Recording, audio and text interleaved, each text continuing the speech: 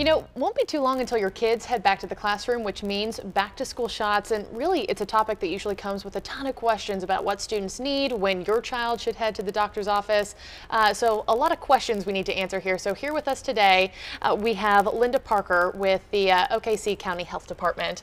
Thank you so much for being with us here. Thanks for having me. Today, of course. You know, definitely an important conversation. When it comes to vaccinations, so many people have differing opinions. But first, just want to start off with this. Are they required for kids to go back to school? Yes, in the state of Oklahoma, for kids that are going into 7th grade, especially those are the ones we want to catch, the Tdap is the required vaccination to get into for 7th graders. The state of Oklahoma has their website, and parents can go there and look to see what the state requires for immunizations for the state. Okay, and you said Tdap, is that the only one that kids need? No, I mean Okay. for kids going into 7th grade, the Tdap is required, and recommended is the meningitis and the HPV vaccine. Kids going into that are 4 years old, pre-K, kindergarten, we want to make sure they have their last polio, their last DTaP, and their MMR and varicella. Okay, so just depending on your child's age, Yes. check with what Yes. they need. On the other side of the aisle, you have a ton of parents who are also very against vaccinating Right. their children. Tell us about exemptions for them.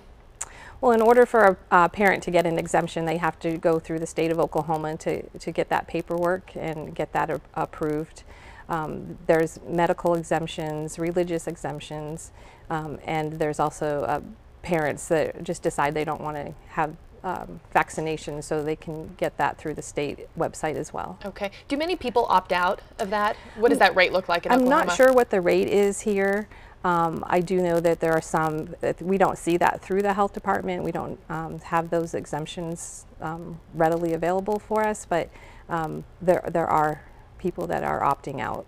Okay, and you know, looking forward to this next school year here, are there any brand new vaccines that maybe haven't been, you know, so in the past, or any new illnesses that you're seeing start to kind of spread around classrooms or daycares? No, I think it's just these vaccines have been around for a long time. The reason we're not seeing polio around and other diseases is because kids are getting vaccinated, and that's why it's really important for kids to get vaccinated so that we can eliminate these diseases. Okay, and tell me about, you know, the success rate of these vaccinations. You were just saying, you know, polio is not around anymore because of these vaccinations.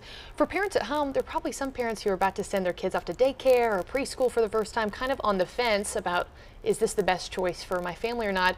What do you tell those people?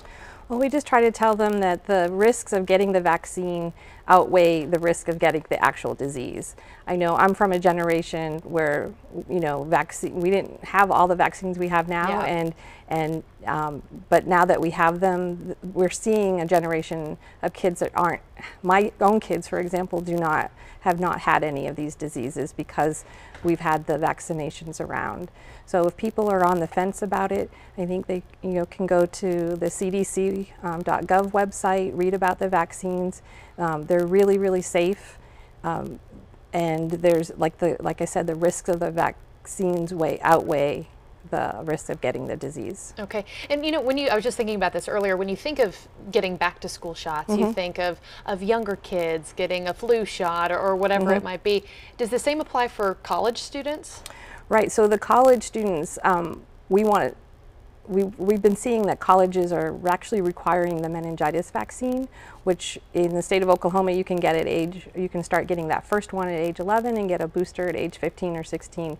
If you didn't get the first one at 11, you can still get one to go into college, because it will be something that's required, and you want to make sure you have your measles, mumps, rubella vaccine as well as your tetanus vaccine. Those are the top ones that colleges are looking at too. All right, and we know schools, daycares, I mean anything where there are a ton of kids and just a ton of people, just petri dishes for some of these sicknesses.